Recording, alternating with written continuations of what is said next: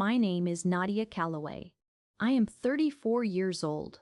The night my mother-in-law locked me out of her house in a rainstorm at 8 months pregnant, she stood behind the glass at the front door, arms crossed, and watched the rain soak through my coat. She did not open the door. She did not look away. She just stood there, watching, with the particular satisfaction of a woman who had decided, long before that night, that I did not belong in her family's story. What she did not know, what none of them knew, was that I had been sitting quietly for 14 months on a document that made me the single most important person in that family's financial future. This is that story. Let me take you back to the beginning. Because the rain that night was not an accident, and the locked door was not a mistake. It was the conclusion of a campaign that started the morning I married her son. His name is Elliot Marchetti. I met him at a conference in Charlotte, North Carolina when I was 28 and he was 31. He was presenting a panel on commercial real estate investment. I was there representing the estate planning firm where I worked as a senior associate. He was tall and quiet and said exactly what he meant, which in a room full of people performing competence was genuinely disarming. We had dinner that same night. We were engaged 11 months later. I loved him. I still love him. And I want to be clear about that from the start, because everything that came after is not a story about a marriage falling apart. It is a story about what happens when a woman enters a family that has already decided who she is before she opens her mouth. The Marchetti family lives in a large colonial-style home on Hartwell Estates Drive in Greenville, South Carolina.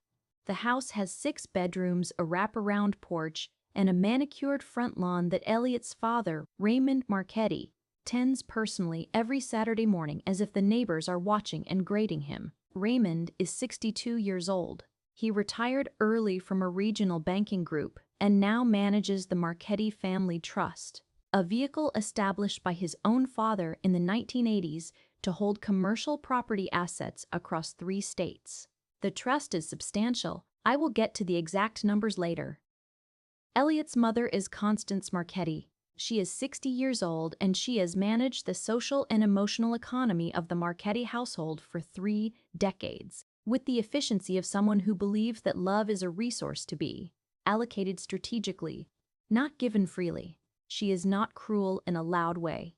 She is cruel in the particular way of women who have learned that a certain tone of voice and a certain tilt of the chin can do damage that an open argument never could. Elliot has 1 sibling. His sister, Brenna Marchetti, is 29 years old. She lives 12 minutes from the family home, calls her mother twice a day, and has never held a full-time job for longer than 7 months. She has a lifestyle that would be comfortable for someone earning 6 figures, despite a work history that suggests nothing of the kind. The Marchetti Trust is the explanation for that discrepancy, though no one in the family says so plainly. The first time I understood what I was walking into, I was sitting at the Marchetti dinner table 3 weeks after Elliot and I got engaged.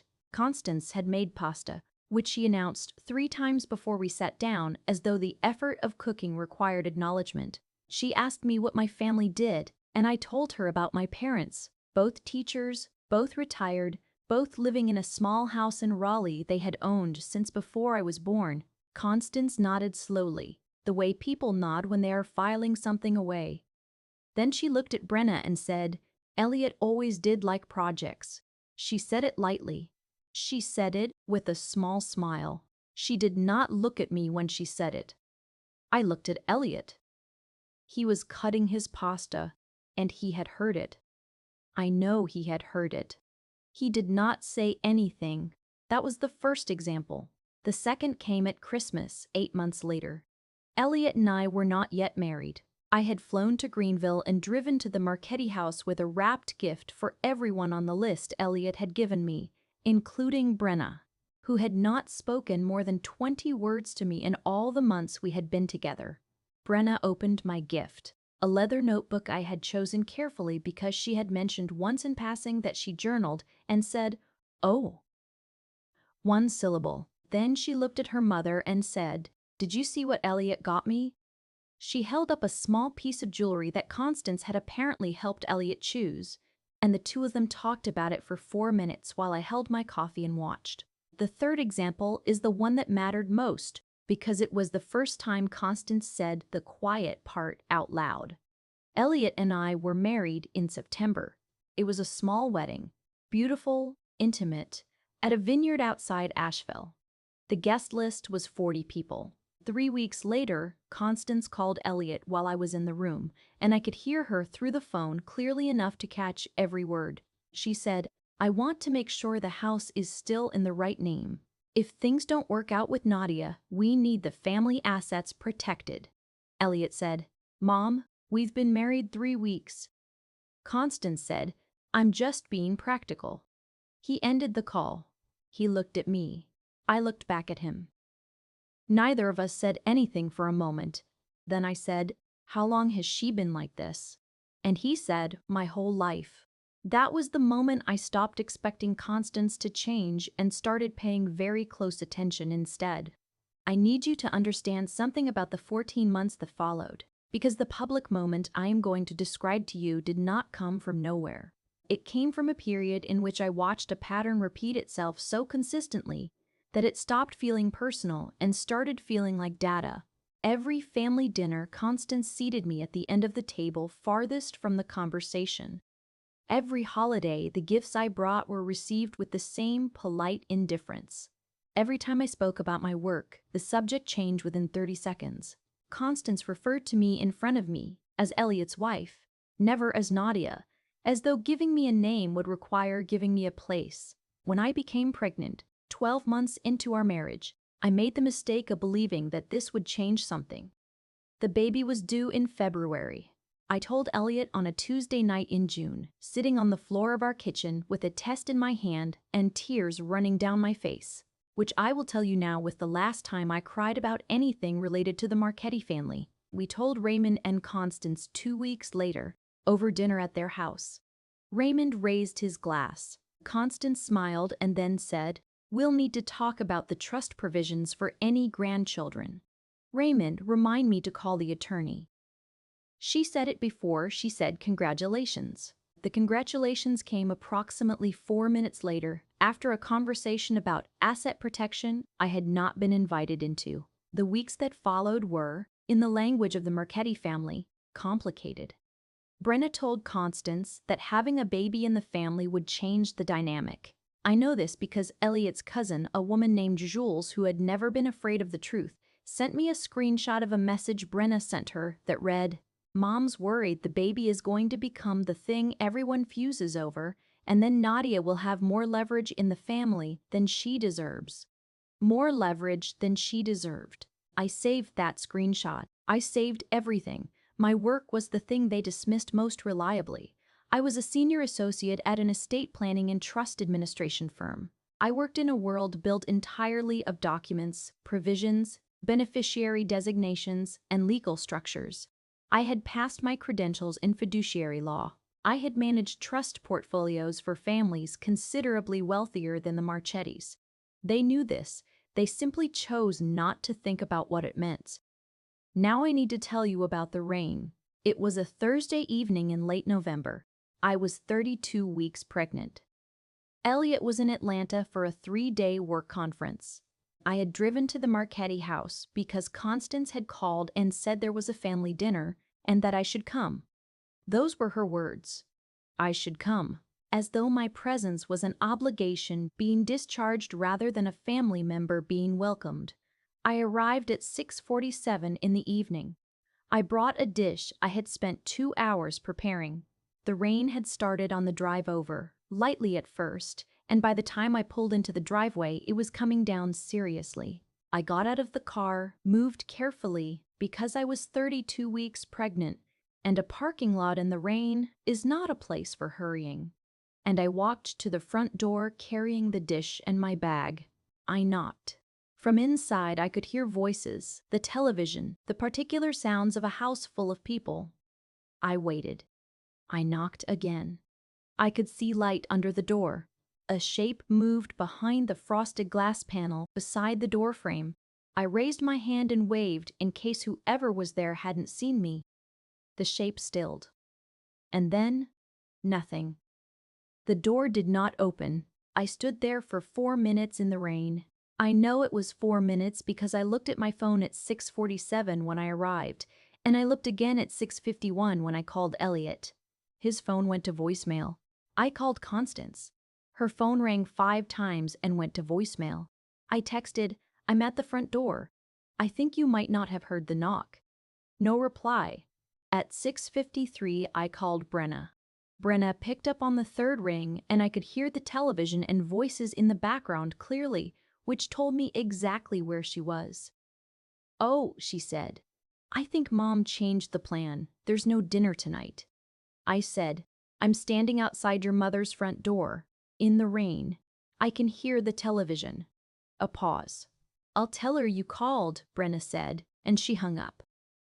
I stood there one more moment. I looked through the glass panel. Constance was standing in the hallway, arms crossed, looking directly at me. We made eye contact through the glass. She held it. Then she turned and walked back toward the living room. And I heard laughter from the people inside. I walked back to my car. I put the dish on the passenger seat. I called a number in my contacts I had never called before, a woman named Sylvia Oakes, senior partner at the law firm where I had worked before I moved to Greenville for Elliot's career. Sylvia picked up on the second ring. "Nadia," she said, "I've been waiting for you to call." Because 14 months earlier, I had told Sylvia about the Marchetti Trust, and Sylvia had told me something that I had been sitting with ever since. Let me tell you about the Marchetti Family Trust, because this is where the story changes entirely. The trust was established in 1988 by Elliot's grandfather, a man named Carlo Marchetti, who had built a small commercial real estate empire from a single strip mall in Columbia, South Carolina. By the time Carlo died in 2006, the trust held 11 properties across South Carolina, Georgia, and Tennessee. The current appraised value, as of the most recent filing I had reviewed, was $7.2 million. Raymond was the current trustee. The beneficiaries were listed as Elliot Marchetti, Brenna Marchetti, and any lawful spouse of either child born after the year 2000. The provision was Carlo's. He had added it himself, at the suggestion of his own attorney, in 2004, 2 years before he died. Any lawful spouse. Elliot and I had been legally married since September. By the terms of Carlo's trust, I was a qualified beneficiary, not a potential one, not a conditional one. A current, named beneficiary of a $7.2 million trust. And Raymond, who managed that trust, had never once mentioned this fact to me. In the 14 months of our marriage, through every dinner and every holiday and every phone call about protecting family assets from Nadia, no one had ever looked at me across a table and said, "You are a beneficiary of this trust."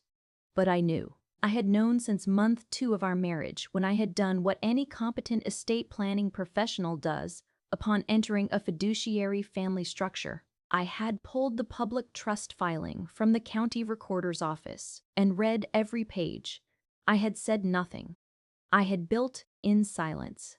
I had waited. The reason I called Sylvia the night of the rain was not to start a legal war. It was to begin the formal documentation process, because what Constance had done that evening, locking a pregnant beneficiary out of a family meeting in a rainstorm, and what Raymond had done over the preceding 14 months, managing a trust while withholding material information from a beneficiary, creating this shoreline that my professional training told me was no longer a family matter. It was a legal one. If you are still watching, I want to ask you something. Have you ever been in a room, or in this case outside one, where someone made you feel like you were less than nothing, and you held very still because you knew that moving too soon would cost you everything? Drop a comment and tell me. And if you want to hear how this ends, hit subscribe right now, because what happens next at the Marchetti family Christmas dinner is the reason I do not regret a single day of those 14 quiet months. Sylvia connected me with a trust litigation specialist named Marcus Feld based in Columbia. I met Marcus for the first time on a Monday morning, 3 days after the rain. I brought my copy of the trust document, my marriage certificate, the screenshot from Jules, a written account of the evening on Hartwell Estates Drive with timestamps, and a note I had made on my phone at 6:53 that said simply, "Locked out, rain, 32 weeks, Constance visible through glass." Marcus read everything without interrupting me. Then he set down his pen and said, "Mrs. Calloway, are you aware that as a lawful spouse beneficiary, you are entitled to quarterly distribution statements from the trustee?" I said yes. "Have you received any?" I said no. "Have you ever been formally notified of your beneficiary status?" I said no. Marcus wrote one line on his legal pad and underlined it twice. Over the following 3 weeks, while Constance was planning the family Christmas dinner and Brenna was posting photographs of the Marchetti house decorated for the holidays, Marcus sent 3 formal letters. The first was to Raymond in his capacity as trustee, requesting the previous 12 months of trust distribution statements and a formal beneficiary notification. The second was to the Marchetti family attorney of record, notifying him that a qualified beneficiary had retained independent counsel. The third was to Raymond personally, informing him that failure to provide required fiduciary disclosures to a named beneficiary within 30 days would constitute a breach of trustee duty under South Carolina trust law. Raymond called Elliot 3 hours after receiving the first letter. Elliot told me about the call that evening, sitting at our kitchen table with his hands wrapped around a coffee mug and a look on his face that was somewhere between stunned and unsurprised. "My father says you hired a lawyer." I did. "He says you've been sitting on this trust information for over a year." I have. Elliot looked at me for a long moment. "Why didn't you tell me?" "I wanted to see what they would do first," I said, "and they showed me." He was quiet. Then he said, "That night in the rain, I'm so sorry, Nadia." "I know," I said, "but sorry doesn't change what happened. What changes things is what we do next." What we did next was attend the Marchetti family Christmas dinner. Elliot called his mother and confirmed we would both be there. Constance sounded pleased. She had no way of knowing that Marcus had already filed a formal petition with the county court requesting trustee accountability review, or that copies of the petition had been served to Raymond 3 business days before Christmas. She had no way of knowing that Jules, who had grown up watching Constance operate and had been waiting for exactly this moment, had agreed to be present at dinner with her husband, or that Marcus himself would be available by phone at any point in the evening. The dinner was on December 23rd. The house on Hartwell Estates Drive looked exactly as it always did at Christmas. White lights on the porch, a wreath on the door, the smell of pine, and something baking. Raymond opened the door in a pressed shirt and held it wide and said, "Nadia, wonderful to see you." He said it with full eye contact and a handshake, which was new. I understood then that he had read the petition. There were 14 people at that table. Raymond and Constance at the heads, Brenna and her boyfriend Derek, Jules and her husband, 3 aunts and uncles, 2 cousins, Elliot beside me, his hand resting against my chair, and me, 35 weeks pregnant, in a deep burgundy dress with a phone in my bag and Marcus Feld's number on my recent calls. Constance had arranged the seating. I was at the center of the table, not the end. The center, directly across from Brenna, 2 seats down from Constance. I noted it without commenting. The first course came and went without incident. Conversation moved around the table in its normal patterns. Raymond talked about the commercial property market. Brenna talked about a boutique she was considering opening. Constance smiled and redirected and managed the room with her usual precision. She had not spoken directly to me beyond a greeting and a comment about the baby, which she delivered in the tone of a woman acknowledging a piece of furniture that had rearranged itself. Then Jules, who has never in her life failed to find the right moment, looked directly at Raymond and said, "Uncle Ray, I heard you got some paperwork this week. Something about the family trust?" The table changed temperature. Not dramatically, not all at once, but I have been in enough rooms to feel the air shift, and it shifted. Raymond set down his fork. Constance looked at Jules, then at me. The calculation behind her eyes was visible for exactly 2 seconds before the composure settled back into place. Family business, Raymond said. Nothing for the dinner table.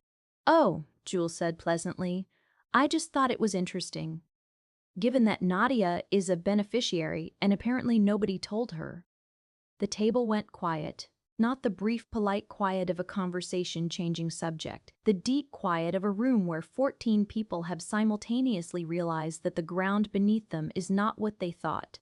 Brenna looked at Constance. Constance looked at Raymond. Raymond looked at me. I looked at him, and I did not look away. Is that true? One of the aunts, a woman named Helen who had known the Marchettis for 30 years, was looking at Raymond. Is Nadia a beneficiary? Raymond said. It is a technical matter and we have been handling it to the appropriate channels. The appropriate channels, I said. My voice was level, quiet, which would be the attorney I retained, and the county court where the petition for trustee accountability was filed last Thursday. The words landed exactly as I intended them to, not like a declaration, like a statement of fact, because that was all they were. Constance spoke for the first time since Jules had introduced the subject. Nadia, she said in the particular tone she reserved for moments when she wanted to appear reasonable, I think there may have been a miscommunication. There was no miscommunication, I said. There was a 14-month period in which I was a named beneficiary of this trust and no one notified me, despite a legal obligation to do so. And there was an evening, 5 weeks ago, when I was locked outside this house in a rainstorm at 32 weeks pregnant. The room did not move. I have the timestamps on my phone, I said. I have a written account I prepared that evening. And my attorney has both. Helen put down her wine glass. One of the uncles leaned back in his chair. Brenna's boyfriend Derek was looking at the tablecloth with the focused attention of a man who had decided this was not his situation to manage. Constance tried once more. You're making this into something it isn't, she said. This family has always welcomed you. Constance, I said. I used her name. First name, directly. I had never done it before in 14 months. You stood in that hallway and watched me through the glass. We made eye contact. You chose not to open the door. The room was completely still. I'm not making this into something it isn't, I said. I'm describing what happened. Raymond cleared his throat. His voice, when it came, had lost the smooth confidence of a man in a pressed shirt who opens doors with handshakes.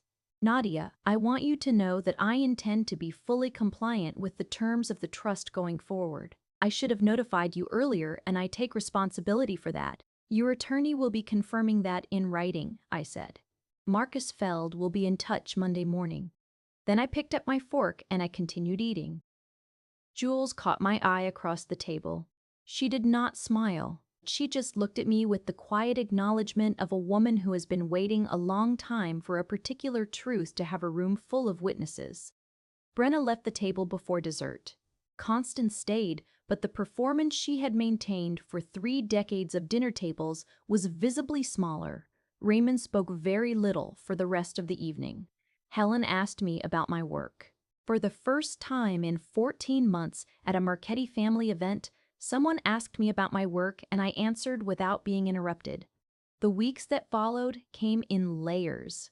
Raymond, through his attorney, delivered the full 12 months of trust distribution statements within the required 30-day window. The review confirmed that Elliot had been receiving quarterly distributions of $4,200 since the trust became active in his name. As his lawful spouse, I was entitled to transparency over the household's combined beneficiary income.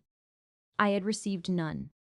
Marcus filed a formal accounting petition. The trustee accountability review was opened by the court. Raymond retained new counsel. It cost him considerably more than compliance would have. Brenna called Elliot twice in the first week after Christmas.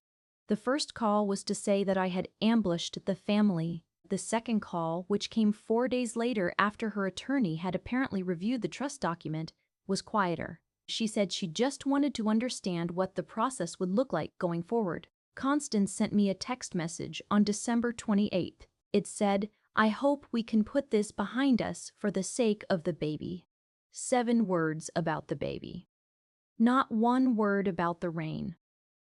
I did not respond to Constance's message for 11 days. When I did, I wrote one paragraph. I said that I was willing to build a functional relationship for our child's benefit, and that the foundation of that relationship would need to be honesty and respect, neither of which had been present in the previous 14 months.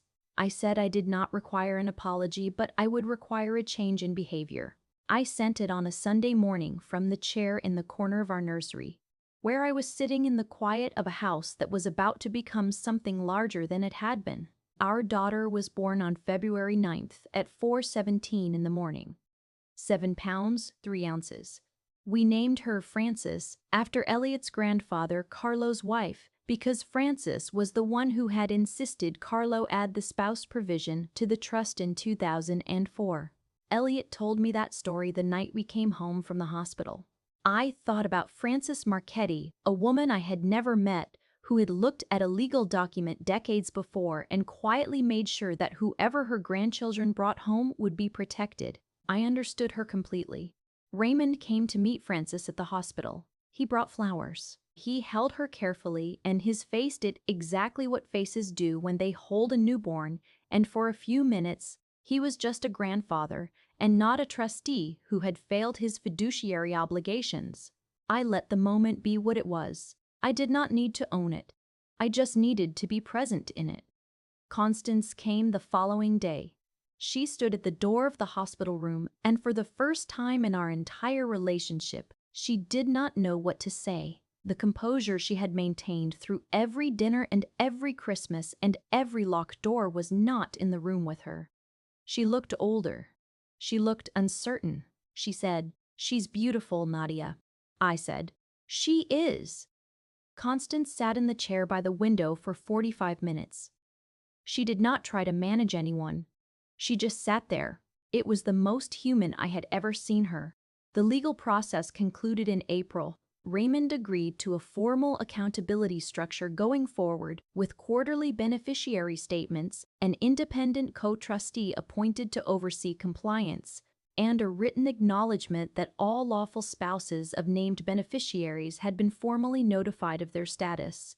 Marcus told me it was one of the cleaner resolutions he had seen. "You were patient," he said. "Most people in your situation move too fast."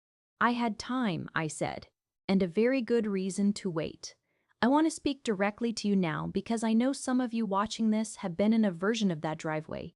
Maybe not in the rain. Maybe not with a legal document in your filing cabinet, but you have stood outside something you were supposed to belong to and felt the door stay closed. You have sat at a table where your name was the last one anyone said. You have been called difficult for noticing things, unstable for remembering things, ungrateful for not accepting less than you deserved. I want you to hear this clearly. The power was never in the door. The power was in knowing what the door was made of. Stillness is not weakness.